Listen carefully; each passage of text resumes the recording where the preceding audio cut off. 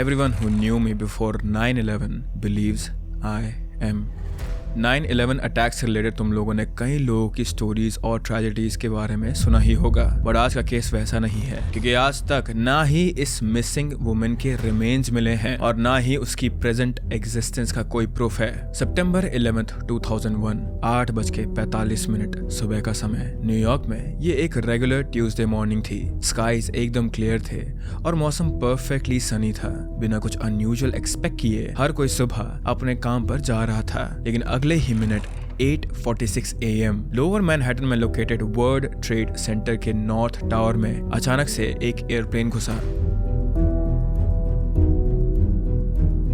ये प्लेन इस बिल्डिंग के 93rd फ्लोर से 99th फ्लोर तक क्रैश हुआ और इसका एक्सप्लोजन इतना लाउड था कि आसपास की शॉप्स, ऑफिसेज और घरों में रह रहे लोग सड़कों पर आ गए थे देखने के लिए कि आखिर यहाँ पर क्या हुआ। सून नॉर्थ टावर कॉट फायर और उससे हैवी स्मोक निकलने लगा था।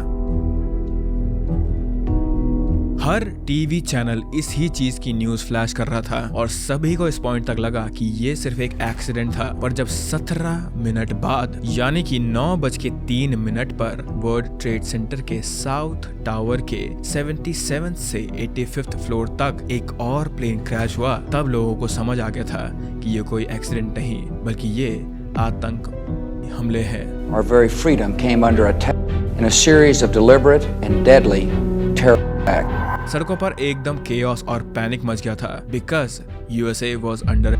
लोग बस इधर उधर भाग रहे थे इस डर से कि नेक्स्ट उनकी ही लोकेशन पर ना हो जाए। साथ ही साथ न्यूयॉर्क सिटी के फायरमैन अलग अलग तरह के व्हीकल्स में, इवन अपने प्राइवेट व्हीकल्स में ट्विन टावर्स के पास पहुंचने की कोशिश कर रहे थे ताकि वो लोग अंदर फंसे हुए लोगों को जल्दी से रेस्क्यू कर पाए। इसी बीच नॉर्थ और साउथ टावर में फंसे हुए लोग थिक स्मोक से सफोकेट हो रहे थे और आग की चपेट में आ रहे थे। इनफैक्ट कई लोग तो एक्सट्रीम हीट, स्मोक और फायर से बचने के लिए 70th फ्लोर से कूदने की कोशिश भी कर रहे थे, क्योंकि उस मोमेंट पे उन लोगों ने एक स्लो पेनफुल की बजाय ये सही समझा होगा कि हम अपनी खुद की जान ले लें। ये सारी केओस और पेंडेमोनियम जब अनफोल्ड हो रही थी तो हजारों लोगों की तरह एक और आदमी था जो अपने वर्क प्लेस में मौजूद इन अटैक्स की न्यूज टीवी पर देख रहा था। ये था रॉन। उसके लिए भी ये एक regular Tuesday morning at work थी, लेकिन जब उसने ट्विन टावर पर हुए के बारे में सुना तो उसका ध्यान सबसे पहले गया अपनी वाइफ स्नेहा पर, जो कि पिछली शाम से ही गायब थी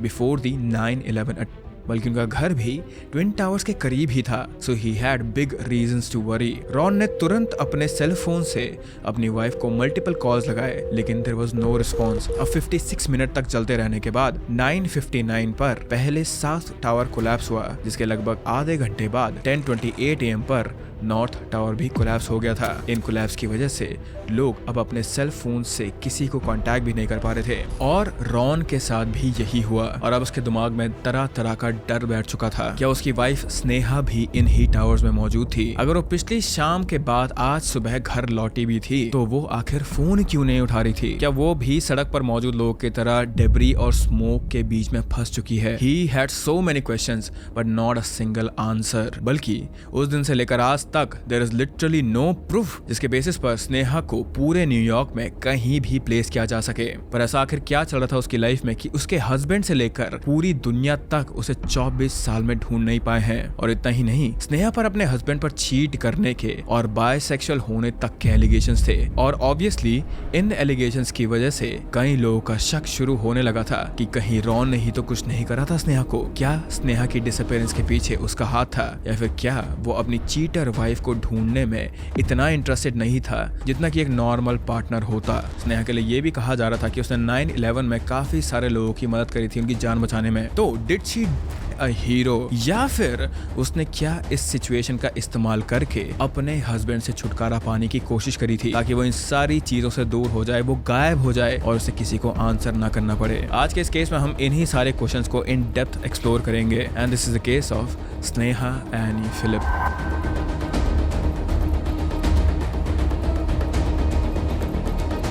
So what happened to the 31-year-old doctor? Sneha never returned to the apartment on the 10th. This is our quest to find Sneha Phillip, the woman who disappeared the night before history.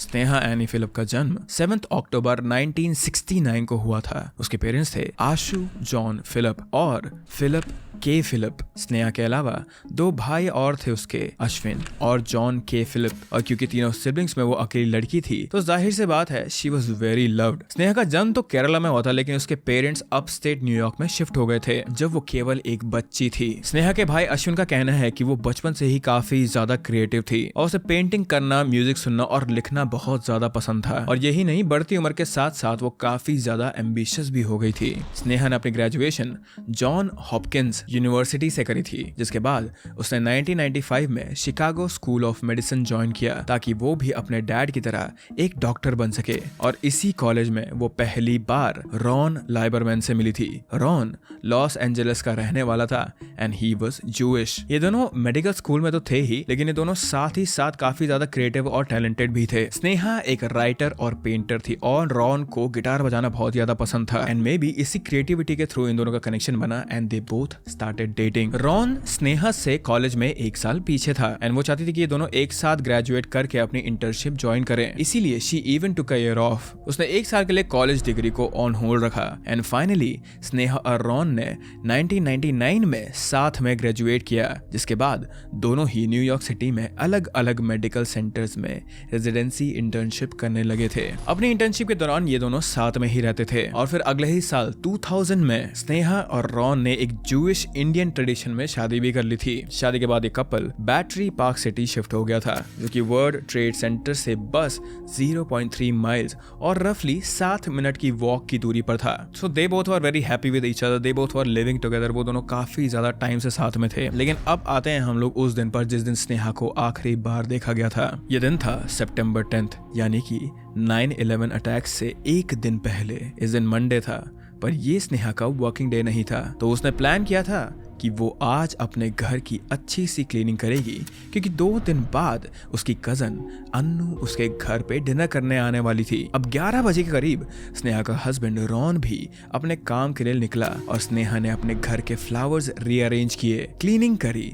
जिसके बाद उसने अपनी mom से instant message के through पूरे 2 घंटे तक बात करी थी, दिन के 2 बजे से लेकर 4 बजे तक। इस बीच उसने अपनी मॉम से दुनिया भर की बातें करी, उन्हें अपनी नाइट आउट्स और पार्टीज के बारे में भी बताया और करंट वीक के प्लान्स भी उसने शेयर करे थे अपनी मॉम से। स्नेहा ने अपनी मॉम को ये भी बताया था कि उसकी फ्रेंड अपनी शादी के लिए एक विंडोज ऑन द वर्ल्ड नाम की जगह को बुक करने वाली है, विच इज वाई स्नेहा ने ये प्लान करा था कि वो इस जगह को विजिट करेगी just to check it out with her friend. By the way, उस time Windows on the world और कहीं नहीं बल्कि वर्ल्ड ट्रेड सेंटर के नॉर्थ टावर में ही लोकेटेड था। इसके बाद 4 बजे करीब जब स्नेहा की कॉन्वो अपनी मॉम के साथ खत्म हुई तो उसने सोचा अब वो अपने बाहर के काम और छोटे मोटे एरेंड्स निपटा लेगी। तो शाम के अराउंड 5 और 5:15 के करीब वो अपने घर से निकली। सबसे पहले उसने अपने कुछ कपड़े ड्राई क्लीनर के शॉप पर दिए, जिसके बाद वो सेंचुरी 21 नाम के एक डिपार्टमेंट स्टोर में गई थी। इस स्टोर से उसने शाम के 6 बजे के बाद रॉन के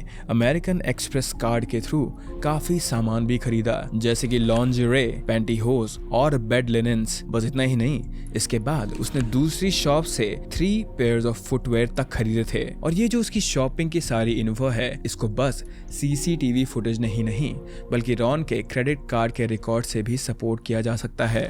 बट दिस वॉज इट। इसके बाद से आज तक किसी को ये चीज मालूम नहीं है कि आखिर स्नेहा गई कहाँ। क्या वो उस दिन वापस घर आई थी या फिर क्या वो घर छोड़कर भाग गई थी? क्या वो किसी या फिर किडनैपिंग का शिकार बन गई थी या फिर क्या उसने खुद ही अपने आप को दुनिया से गायब कर दिया था? Nobody knows anything about this case and that is why this case is so interesting। तो ये तो हमने शाम तक की बात करी कि स्नेहा कहाँ पर थी, लेकिन रात को जब 10 सितंबर को रॉन घर वापस आया तो स्नेहा घर पर उस समय नहीं थी। बट somehow रॉन के लिए कोई नई बात नहीं थी क्योंकि स्नेहा अक्सर अपने फ्रेंड्स, भाई या कजन सिस्टर अन्नू के घर नाइट स्टे किया करती थी, वो भी बिना रॉन को एडवांस में इन्फॉर्म किए। प्लस उस टाइम पर सेल फोन्स थे लेकिन इतने ज्यादा कॉमन नहीं थे जो कि हर किसी के पास अवेलेबल हों। तो ऐसा भी नहीं था कि स्नेहा कहीं से भी कभी भी रॉन को टेक्स्ट कर सके या फिर उसे कॉल करके अपने प्लान्स के बारे में बता सके and Ron was kind of okay with it. लेकिन अगली सुबह सितंबर 11 को जब रॉन उठा और उसने देखा कि तब तक भी स्नेहा घर नहीं लौटी है तो वो थोड़ा इरिटेट जरूर हुआ था। ऐसा इसलिए था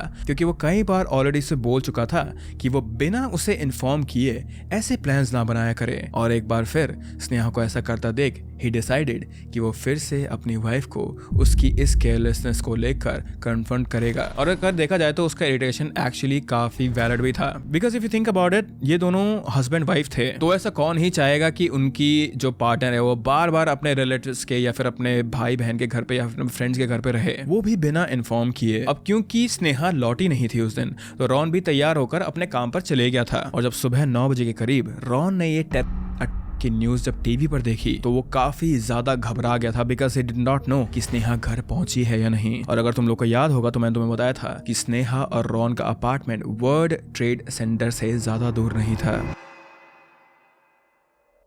एकदम पैनिक स्टेट में रॉन ने अपने घर के लैंडलाइन पर कॉल लगाया इन दी होप कि उसकी बीवी उसका फोन उठाएगी और कहेगी कि वो घर पर ही है और एकदम सेफ है। लेकिन हर बार उसका कॉल डायरेक्टली आंसरिंग मशीन से कनेक्ट हुआ था, जिसके बाद उसने लैंडलाइन पर भी स्नेहा के लिए वॉइस मैसेजेस छोड़ दिए थे ताकि वो कॉल बैक करके उसे बता सके दैट शी वाज फाइन। लेकिन जब उसे कोई रिस्पॉन्स नहीं मिला तब रॉन ने स्नेहा की मॉम और भाई को कॉल किया जस्ट इन केस स्नेहा ने उन्हें कॉल करके कुछ बताया हो तो। बट नो, एक बार फिर वो कंफर्म नहीं कर पाया कि उसकी वाइफ सेफ है या नहीं। 3 बजे तक रॉन ने अपनी हॉस्पिटल बिल्डिंग में ही वेट किया कि शायद स्नेहा उसे कॉल बैक करेगी या फिर उसे शायद किसी रिलेटिव या फ्रेंड के थ्रू ही उसकी कुछ न्यूज आ जाएगी। एंड अब वो और ज्यादा वेट नहीं कर सकता था, इसलिए उसने एक फायर फाइटर ट्रक से मदद मांगी और उसने उनसे कहा कि प्लीज मुझे ट्विन टावर तक छोड़ दो। अब तुम लोग को लग रहा होगा कि रॉन एक कैब से या फिर पब्लिक ट्रांसपोर्ट से भी घर जा सकता था, बट जिस मैग्नीट्यूड में ये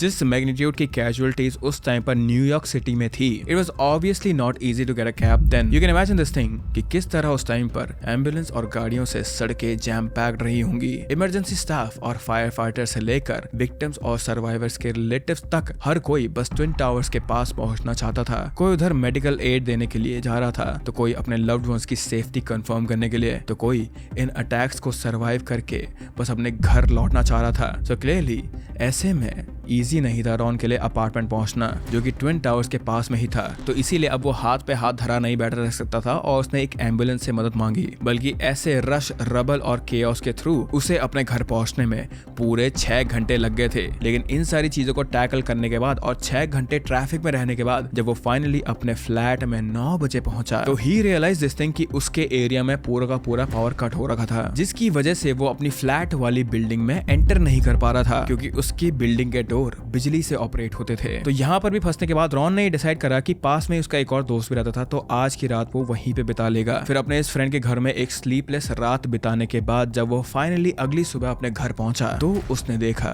कि स्नेहा का तब भी वहां कोई नामो निशान नहीं था, बल्कि उनके घर की विंडोज खुली होने की वजह से और ट्विन टावर्स के डिमोलिश होने की वजह से उनका पूरा अपार्टमेंट अब सूट या फिर ऐश से कवर था और इन ऐश कवर्ड फ्लोर्स पर बस उसके खुद के शू प्रिंट्स और उनकी 2 किटन्स के पॉ प्रिंट्स थे। तो यहाँ से उसने एक और बात कंफर्म कर ली थी कि 9/11 के अटैक्स के बाद स्नेहा कभी भी घर वापस नहीं आई थी। किसी को भी ये चीज नहीं पता थी कि वो कहाँ है और किस हालत में है, और यहीं से शुरू हुआ स्नेहा को ढूंढने का सिलसिला। टू बिगिन विद, कभी भी किसी को मिसिंग रिपोर्ट करना ईजी नहीं होता है, लेकिन अब इमेजिन करो कि किसी को ऐसे के बीच में रिपोर्ट करना जब लिटरली पूरी दुनिया का फोकस बस इसी पर हो। एज वी ऑल नो कि ये इतने ज्यादा इन्फेमस हैं कि आज तक भी 9/11 के ऊपर कंस्पिरेसी थ्योरीज या फिर थ्योरीज तुम्हारे फीड में पक्का आती होंगी। और जब तुम्हारे नेबरहुड में एक ही दिन में 9,000 से भी ज्यादा लोग मिसिंग रिपोर्ट हुए हों और तुम्हारी कंट्री के आफ्टर मैच से जूझ रही हो, तो तुम क्या ही उम्मीद लोगे पुलिस स्टेशन जाकर। बट आई थिंक हम सभी लोग इस चीज पे एग्री कर सकते हैं कि क्राइम चाहे कितना ही बड़े स्केल का क्यों ना हो या फिर कितने ही छोटे स्केल का क्यों ना हो, किसी भी इनोसेंट की जान चाहे एक टेरर अटैक की वजह से जाए या फिर एक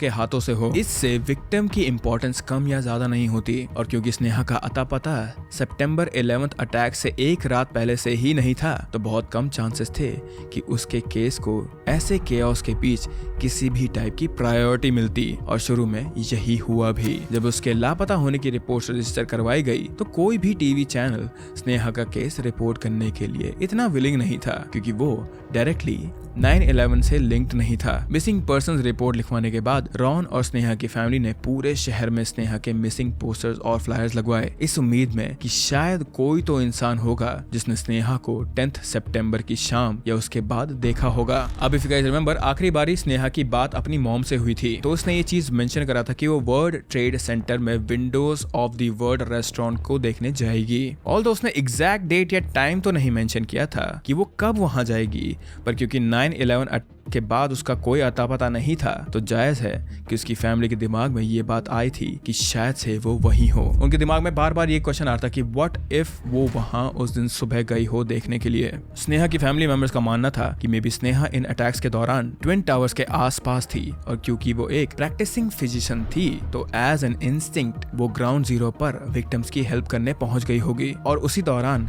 जब टावर डिमोलिश हुए तो अपनी जान से वो हाथ गवा बैठी होगी। So this could have been a very likely possibility, पर उसकी फैमिली के पास कोई भी प्रूफ नहीं था कि उस दिन स्नेहा पहली बात तो वहां मौजूद थी, और दूसरी बात कि वो ग्राउंड जीरो पर मौजूद होगी जब ये सब कुछ हुआ था। और अब क्योंकि स्नेहा की डिसअपीयरेंस को ज्यादा फुटेज नहीं मिली थी या फिर ज्यादा प्रायोरिटी नहीं मिली थी, तो उसकी फैमिली काफी ज्यादा डेस्परेट हो गई थी, और इस डेस्परेशन में इनकी फैमिली ने एक चीज बहुत गलत करी थी।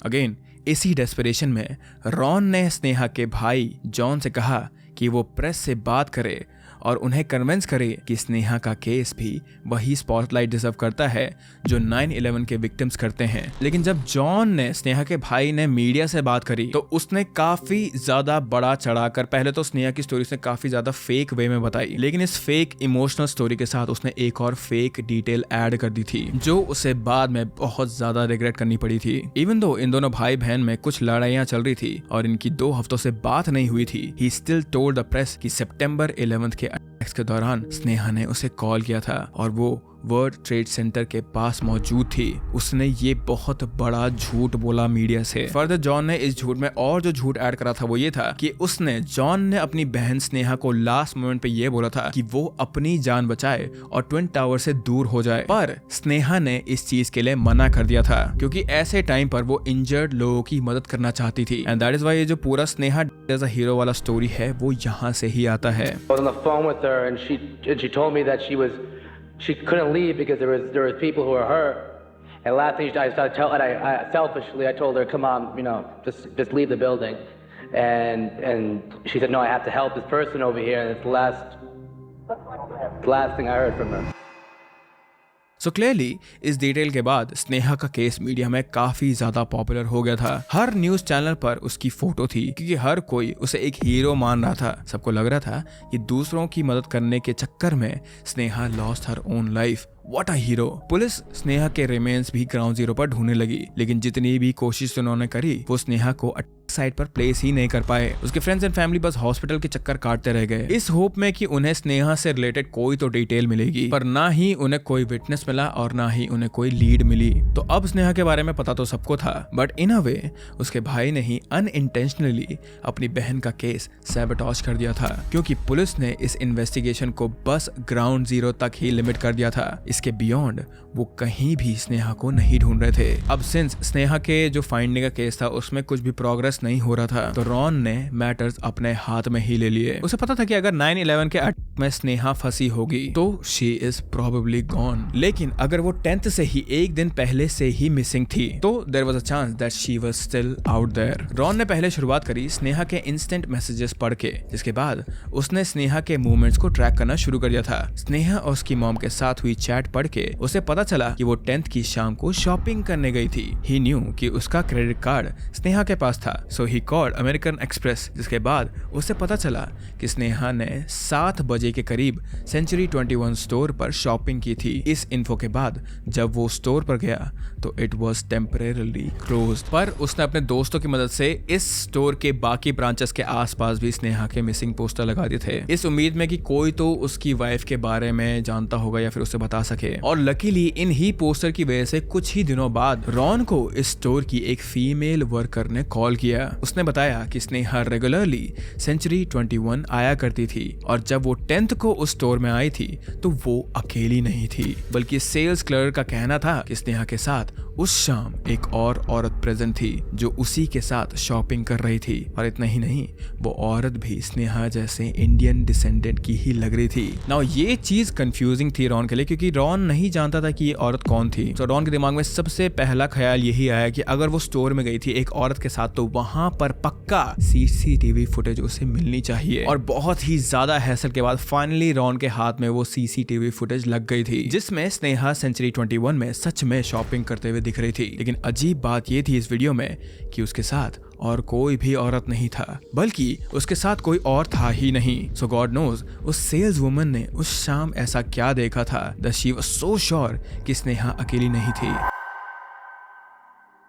नाउ यहाँ पे हम लोग एक छोटा सा ब्रेक लेते हैं। इस चीज के बारे में मुझे एक स्पेसिफिकली बात करनी है। Now may be you guys don't know this thing but this case is very popular. इस केस के बारे में बहुत सारी थ्योरीज बनाई जाती हैं और इस केस के बारे में बहुत सारे अमेरिकन यूट्यूबर्स बात करते हैं। लेकिन इस केस के बारे में एक बहुत ज्यादा अजीब सी साइड भी है, वो है भूत प्रेत से रिलेटेड। और कई सारे लोगों का मानना है कि जो ये फीमेल सेल्स वर्कर थी, जो भी ये स्टाफ मेंबर थी, उसने सच में स्नेहा के साथ एक औरत देखी थी उस दिन। लेकिन ये एक असली औरत नहीं थी, ये एक प्रेत आत्मा थी जो स्नेहा को अपने साथ ले जाने आई थी। Now I don't believe in that thing, I think she just misremembered this whole thing कि उसने स्नेहा को किसी के साथ देखा था। But still, it's 3 AM right now और मैं इस चीज को जब रिकॉर्ड कर रहा हूँ, जब मेरे दिमाग में वो चीज आ रही है, तो it does give me some goosebumps। अगर सच में ऐसा हुआ होता तो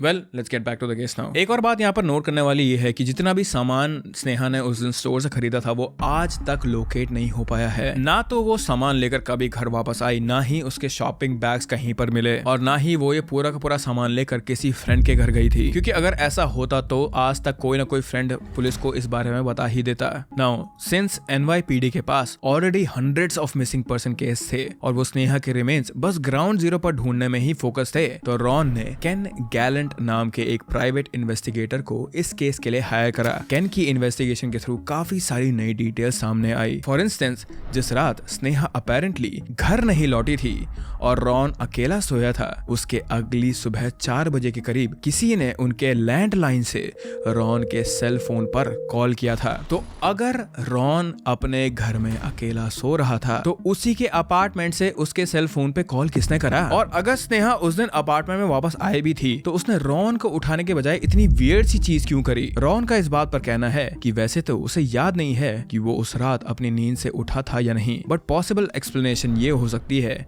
कि शायद नींद में वो अपने लैंडलाइन के मैसेजेस चेक कर रहा होगा और गलती से खुद के ही सेल पर उसने कॉल लगा दिया होगा। दूसरी चीज जो केन गैलेंट प्राइवेट इन्वेस्टिगेटर को मिली थी, वो थी रॉन और स्नेहा के बिल्डिंग की सीसीटीवी फुटेज, जिसमें एक औरत बिल्डिंग में एंटर करके एलिवेटर के पास कुछ देर रुकती है, लेकिन फिर बिना एंटर किए वापस चले जाती है, एज इफ वो किसी सोच में थी और फिर उसने अंदर जाने का अपना डिसीजन चेंज कर दिया हो। और ये फुटेज था अगले दिन सितंबर 11 8:43 AM का, यानी कि 9/11 से बस 3 मिनट पहले का। इस फुटेज में जो औरत दिखाई गई थी, उसका बिल्ड, मैनरिज्म और ड्रेस स्नेहा से मिलता जुलता था, लेकिन लॉबी में सनलाइट के पड़ने के कारण वीडियो का कंट्रास्ट काफी खराब था, जिस वजह से क्लियरली इस औरत का चेहरा विजिबल नहीं था। हाउएवर इस फुटेज में उस औरत ने कोई भी शॉपिंग बैग नहीं पकड़ा था, जिससे कि अगेन दोबारा से घूम फिर कर वही क्वेश्चन वापस आ जाता है कि अगर ये देर से लौटी स्नेहा थी जो घर वापस आ रही थी, तो आखिर उसने पिछले दिन जो इतना महंगा सामान खरीदा था, उसका बैग कहाँ था? इस एलिवेटर वाली फुटेज की जब बात आती है, तो आगे चलकर रॉन कभी सर्टेनिटी के साथ नहीं कंफर्म कर पाया है कि वो स्नेहा थी या नहीं, लेकिन NYPD के हिसाब से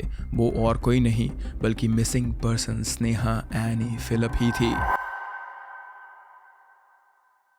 ओके, तो ये हो गए हमारे कॉन्क्रीट प्रूफ या फिर जो हमारे पास एविडेंसेस हैं वो सब कुछ। लेकिन अगर अब हम रॉन और स्नेहा की पर्सनल लाइफ के बारे में बात करें, तो इनकी मैरिज लाइफ जितनी ज्यादा स्ट्रेट फॉरवर्ड और अनकॉम्प्लिकेटेड तुम्हें सुनने में लग रही होगी, इतनी थी नहीं, जो कि आई गेस हर रिलेशनशिप और मैरिज में होता ही है कहीं ना कहीं। बल्कि जिस समय पर स्नेहा गायब हुई थी, उस समय पर इन दोनों की लाइफ का, इन दोनों की रिलेशनशिप का एक ट्रबल्ड फेज चल रहा था, और इन्हीं कॉम्प्लिकेशंस का यूज करके पुलिस ये चीज प्रूव करना चाह रही थी कि स्नेहा की डिसअपीयरेंस 9/11 इंसिडेंट से अनरिलेटेड थी और वो शायद से सब कुछ छोड़कर अपनी मर्जी से ही भाग गई थी एक नई लाइफ शुरू करने के लिए। तुम्हें याद होगा मैंने तुम्हें बताया था कि 10 सितंबर के सुबह स्नेहा का वर्किंग डे नहीं था, पर असली बात तो यहाँ पर ये थी कि एक्चुअली स्नेहा को उसके वर्क प्लेस से निकाल दिया गया था और उसके यहाँ से निकाले जाने का रीजन था स्नेहा का बढ़ता अनप्रोफेशनलिज्म और अल्कोहलिज्म। जब कैब्रिनी मेडिकल सेंटर ने स्नेहा का कॉन्ट्रैक्ट रिन्यू करने से मना कर दिया तो उसके कुछ समय बाद वो अपने कलीग्स के साथ एक लोकल बार गई थी। But the night did not and well और इस रात स्नेहा को जेल तक जाना पड़ा था। हुआ ये था कि कुछ दिनों पहले स्नेहा ने अपनी ही एक कलीग के अगेंस्ट क्रिमिनल कंप्लेंट करी थी, ये कहकर कि एक नाइट आउट पर इस कलीग ने उसे ग्रोप किया था। लेकिन जब इस केस की इन्वेस्टिगेशन हुई तो प्रूफ न होने की वजह से उस कलीग के खिलाफ की गई कंप्लेंट ड्रॉप कर दी गई थी, बल्कि उल्टा स्नेहा पर फॉल्स एलिगेशन लगाने के लिए चार्जेस लगाए गए थे और इसी चार्ज की वजह से उसे पुलिस क्लब से उठाकर ले गई थी और उसे एक रात जेल में बितानी पड़ी थी। एक बार अगर तुम लोग खुद से ये चीज सोचो तो तुम लोगों को ये चीज समझ आएगी कि स्नेहा की डिसअपीयरेंस से पहले उसकी लाइफ का कितना खराब समय चल रहा था। खराब तो था ही उसका समय, लेकिन बहुत ही ज्यादा मेसी भी था if I am being honest. पहले तो उसे जॉब से फायर कर दिया गया था, फिर दूसरी बात ये थी कि जब उसके साथ अब्यूज हुआ तो किसी ने उसकी बात मानी ही नहीं, बल्कि यही फॉल्स एलिगेशंस के चार्जेस के लिए 10 सितंबर को स्नेहा रॉन के साथ सुबह कोर्ट भी गई थी to plead not guilty. Police reports के मुताबिक इस दिन कोर्ट के बाहर रॉन और स्नेहा में भयानक झगड़ा हो गया था और बस अल्कोहलिज्म और अनप्रोफेशनलिज्म ही नहीं बल्कि इस केस के दौरान पुलिस ने स्नेहा के जो कैरेक्टर था उसको फर्दर इन्वेस्टिगेट करते हुए, फर्दर डाइसेक्ट करते हुए बहुत सारी चीजें कही थी। उनका ये मानना था, पुलिस का ये मानना था कि शायद से स्नेहा एक लेस्बियन या फिर बायसेक्सुअल भी थी, क्योंकि वो अक्सर लेस्बियन बार्स जाया करती थी और फिर इन्हीं बार से वो रैंडम वुमन को पिक करके रॉन पर चीट किया करती थी। इतना ही नहीं, पुलिस ने ये तक क्लेम किया कि स्नेहा अपने खुद के भाई जॉन की गर्लफ्रेंड के साथ भी इन्वॉल्व थी और जॉन ने उसे इस एक्ट में पकड़ लिया था। तो बेसिकली ये सारी की सारी थ्योरीज देकर पुलिस ये प्रूव करना चाह रही थी कि स्नेहा मेंटली या तो सेन नहीं थी या फिर वो एक बहुत ज्यादा ट्रबल्ड वुमन थी जो कि इन सारी चीजों से छुटकारा पाना चाह रही थी, अपने पति से छुटकारा पाना चाह रही थी वो, और वो एक नई जिंदगी चाहती थी। और 9/11 के कियोस में उसे ये एक परफेक्ट टाइमिंग मिल गई थी इन सारी चीजों से भागने के लिए। लेकिन स्नेहा की फैमिली ने पुलिस के लगभग सारे क्लेम्स को झुटला दिया था। उनका मानना था कि स्नेहा का कैरेक्टर असैसिनेट किया जा रहा था जस्ट बिकॉज वो एक औरत थी। अकॉर्डिंग टू देम स्नेहा को उसकी जॉब से अल्कोहलिज्म या अनप्रोफेशनलिज्म की वजह से नहीं बल्कि रेशियल और सेक्सुअल बायस की वजह से निकाला जा रहा था, सिर्फ इसीलिए क्योंकि वो एक इंडियन वुमन थी। और ये बात कहीं ना कहीं सेंस बनाती है क्योंकि यू कैन ओनली इमेजिन कि अर्ली 2000 में यूएस में पीपल ऑफ कलर कितना रेसिज्म फेस करते होंगे जो कि आज भी चल रहा है। उनके अकॉर्डिंग दूसरा रीजन जो स्नेहा के फायर किए जाने का था वो ये था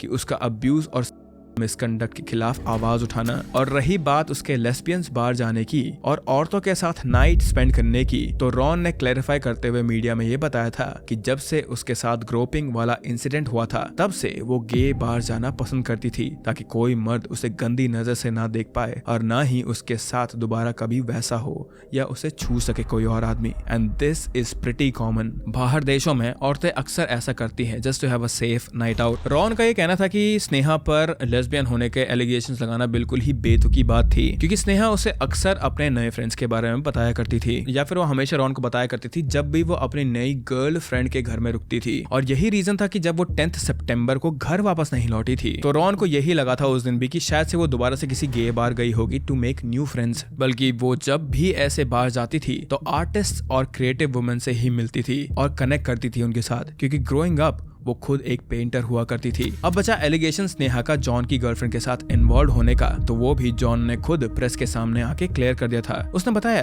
कि उसने कभी भी अपने बहन के खिलाफ ऐसे स्टेटमेंट नहीं दिया था, तो पुलिस का ऐसा कहना बिल्कुल झूठ था। स्नेहा की फैमिली का लास्ट में यही कहना था कि हाँ भले ही वो अल्कोहल कंज्यूम करती थी और शायद से हो सकता है कि वो अपनी वर्क लाइफ में काफी ज्यादा स्ट्रेस्ड हो, पर इसका डायरेक्ट मतलब ये नहीं होता कि वो अपनी फैमिली और अपनी लाइफ से प्यार नहीं करती थी। स्नेहा के केस में ऐसा बहुत बारी हुआ था कि जब उसका नाम 9/11 के जो लोग गायब हुए थे उस लिस्ट में डाला था और फिर निकाल दिया गया था। बट 31 जनवरी 2008 को न्यूयॉर्क स्टेट अपील्स कोर्ट की रूलिंग के मुताबिक अब स्नेहा का नाम हमेशा के लिए 9/11 के विक्टिम्स की लिस्ट में ऐड हो चुका है। उसे ऑफिशियली सितंबर 11 अटैक्स का 2751 विक्टिम डिक्लेयर कर दिया गया है। स्नेहा इकलौती ऐसी 9/11 विक्टिम है जिसका आज तक ग्राउंड जीरो पर होने का डायरेक्ट एविडेंस नहीं मिला है। और जब ये केस चला था तो जज का यहाँ पर मानना था कि ऐसे केस में सबसे ज्यादा जो इजी एक्सप्लेनेशन होती है वही सत्य होती है, यानी कि स्नेहा का अचानक घर से भागकर बिना किसी ट्रेस के एक नई लाइफस्टाइल करना जबकि पूरी कंट्री में उसके पोस्टर्स लगे हो, ये हाईली अनलाइकली था।